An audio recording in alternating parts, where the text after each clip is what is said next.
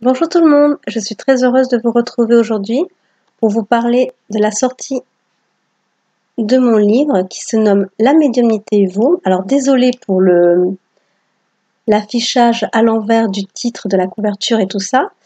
Donc ce livre est un livre en format broché de 244 pages que vous trouverez en vente sur le site Amazon. De quoi parle ce livre? De la médiumnité, oui, mais pas que. Alors, il s'agit plutôt de voir et de comprendre tout ce qui a trait à la médiumnité. Donc ce livre est plutôt destiné aux personnes qui se découvrent cette particularité ou qui la vivent depuis tout jeune sans savoir trop vraiment quoi en faire, comment la vivre, comment la gérer. Divers chapitres seront réservés également à la médiumnité au quotidien, dans le sens comment est-ce que j'inclus cette particularité au sein de ma famille. Également, vous pouvez y trouver un article sur les enfants médiums. Là aussi, c'est assez important. Lorsque la médiumnité survient très tôt, précocement dans la vie d'un enfant, comment est-ce que le parent peut accompagner son bout de chou vers cette particularité. Également, vous allez y retrouver les divers types de médiumnité, parce qu'il est bon aussi de savoir les diverses manifestations extrasensorielles que l'on peut vivre en étant médium. Pareil, là aussi, si vous êtes médium plus clairaudient, plus télépathique, dans le sensitif, l'empathie, voilà, toutes ces particularités qui font la médiumnité, si ça vous arrive, ce n'est pas non plus pour rien. Voilà, il y a des explications aussi, si vous êtes plus dans la clairvoyance, dans la clairaudience et ainsi de suite. Voilà, ça me tenait à cœur aussi que les gens puissent comprendre un petit peu les finalités de leur perception.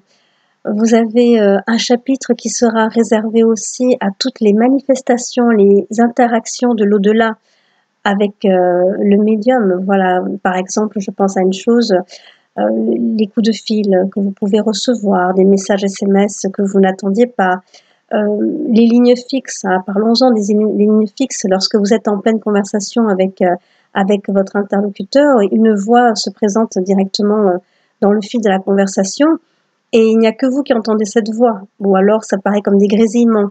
Voilà, ce sont des interactions que l'on retrouve souvent quand on est médium dans sa vie, au jour le jour, au quotidien.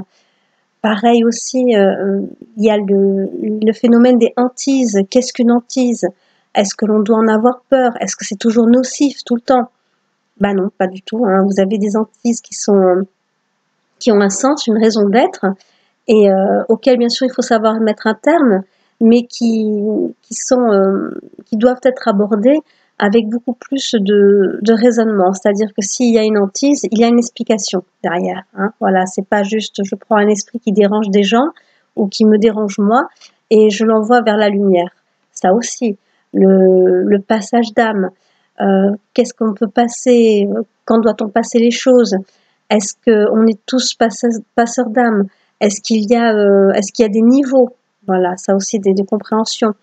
Après, dans la vie des médiums, vous allez aussi trouver souvent, parfois, des confrontations avec ce que l'on nomme des entités.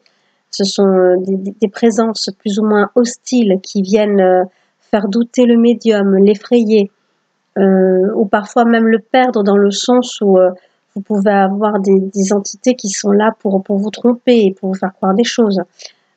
Tout ça aussi, voilà, ce sont des choses à voir, à comprendre pour pouvoir intégrer au mieux sa médiumnité dans sa vie et essayer d'être autonome. Voilà, c'est un souci aussi que j'avais dans ce livre, c'est de pouvoir expliquer aux gens afin que les personnes et tout un chacun puissent ensuite devenir autonome avec son don et arriver justement à gérer tous ces phénomènes au quotidien ou au cas par cas. Alors l'autonomie, c'est bien, mais il y a aussi les guides spirituels. C'est une chose aussi que j'aborde dans cet ouvrage, parce que nous avons tous des guides spirituels qui sont de diverses natures. Voilà, on pense toujours guidance spirituelle, mais là aussi, il y a diverses natures en guidance. Et il est bon aussi de savoir à qui on a affaire, qui c'est qui nous accompagne, pourquoi on est accompagné. Est-ce que tout le monde a un guide spirituel? Quel est le rôle du guide spirituel au sein de la médiumnité? Voilà, ce sont tous ces aspects-là que j'ai traités dans ce livre, la médiumnité et vous, et que vraiment je souhaite, voilà, hop, partager avec vous. Voilà, donc c'est un brochet, donc je répète, de 244 pages, donc il y a matière, hein. Il y a quand même matière à travailler et à comprendre. Tiens, bah, par exemple, là, je vais bientôt faire une petite vidéo sur le sujet. Le sommeil et les rêves, voilà, ça aussi, ce sont des choses dans lesquelles le médium est souvent appelé à faire, les rêves lucides, la projection astrale, tous ces petits thèmes, vous allez les retrouver dans ce livre, qui sont vraiment bien développés et qui sont une bonne base de compréhension pour toutes les personnes qui voient leur médiumnité s'affirmer et pour qu'elles puissent comprendre et avancer au mieux. Voilà. Donc, en espérant que ce petit livre, qui déjà recueille un succès hein, sur Amazon, il y a de bons retours dessus, tant mieux, hein, parce que ça fait 10 ans que je planche dessus, donc voilà, c'est 10 ans de réflexion sur tout un parcours médiumnique qui pour moi a commencé depuis l'âge de 4 et qui s'est confirmé à 7 ans. Donc voilà, hein, il y a de quoi, il y a matière à parler, il y a matière à partager surtout. Je vous remercie en tout cas d'avoir visionné cette petite vidéo. Pensez à mettre le petit pouce bleu si elle vous a intéressé. Pensez à la partager ou partager les coordonnées de ce livre que vous trouverez donc sur Amazon. Et puis aussi, hein, n'hésitez pas à vous abonner à ma chaîne puisque d'autres vidéos sont en cours de tournage sur les rêves, la projection astrale, les ressentis, comment les faire et tout ça. Donc je vous dis à très bientôt pour de prochaines vidéos. Je vous embrasse. Bonne journée. Bye bye.